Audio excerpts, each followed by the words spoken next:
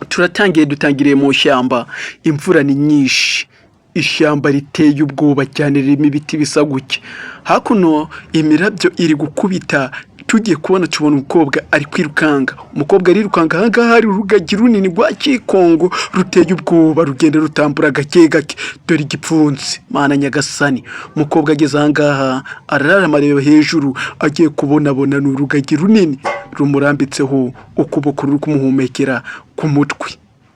Mana nyagasani, kurikira urebe aka gafilime ugasobanukirwe, urebe uburyo kameze, nubwo akunze uze gukora subscribe. Hakurya hari utundi tunyoni twiza turi kugenda tuguruka, iby'amashyamba si ibibi gusa, habamo n'utuntu twiza, udukende natwo mu biti turi kugenda tunyuranaho ndetse dusuhuzanya.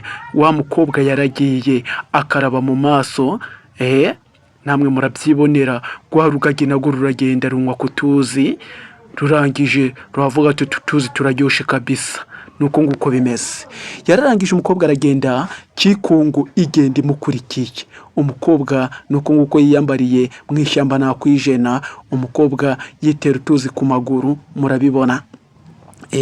Rugagi niko rwakomezaga kumwitegereza, umukobwa aragenda, urabona neza yuko atangiye gusa nk'umuntu wishimiye kuba mu iri shyamba. Ngusaba kuba wakora subscribe ku YouTube channel yacu, urareba yangagiye yaragihira iki giti, asigaye umukobwa nawe yomoraho utwashoboye arambika aho ngaho.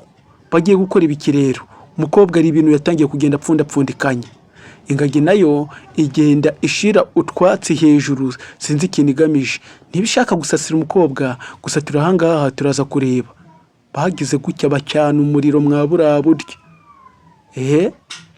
Kigaragara cyo umukobwa yarakonje, niba adashonje hagati y'ibyo bintu bibiri. Uko mugireba nanjye niko ndi kuyireba, yangagiye yaragiye manura utuntu, irangije izanira umukobwa atangira gutunganya, gira utuntu yikorera ngo babashe kuba babona icyo kurya.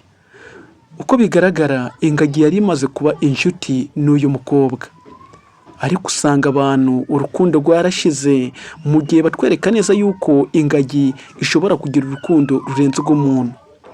Umukobwa yakomeje gutambura mu ishyamba, ageze imbere yikanzemo, maze kwikanga aritegereza, agiye kubona abona ishyamba rirahubanganye, cyavaye ikinyamaswa kinini, iyi ngiyi wagira ngo ni wolf, mfite amaso acanye guke. Umukobwa arikanga, Mana nyagasani, ahangaha arabigenza uti? Ingagi iraza ihita ikanga rwa runyamaswa, asigaye inyamaswa yaraje, ingagi kubita punch imwe gusa, inyamaswa irongera irareba, igira ubwoba icaye iriruka. Ingagi bitabaye umukobwa mw'ubu buryo.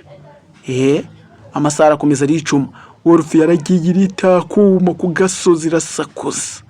Wolf ubundi ni imbwa y'agasozi, ubundi byakindi bitinda, umukobwa yagarutse ahangaha arongera aricara arota. Mu ishyamba haba harimo ibiteye ubwoba, ariko mu by'ukuri afite n'umurinzi ahangaha. Wolf nazo ntabwo ziba zituje, ziba zikeneye kuba zakibonera icyo kurya, ingagi ariko ikaza igatabara. Urabibona neza. Ese aka gafilime uragakunze? Niba ugakunze unyandikire muri comment uvuga ati gakomeze, nindangiza ngagukomereze umenye amaherezo yako. Cyo nagusaba no gukora subscribe ku YouTube channel yacu, naho ubutaha murakoze.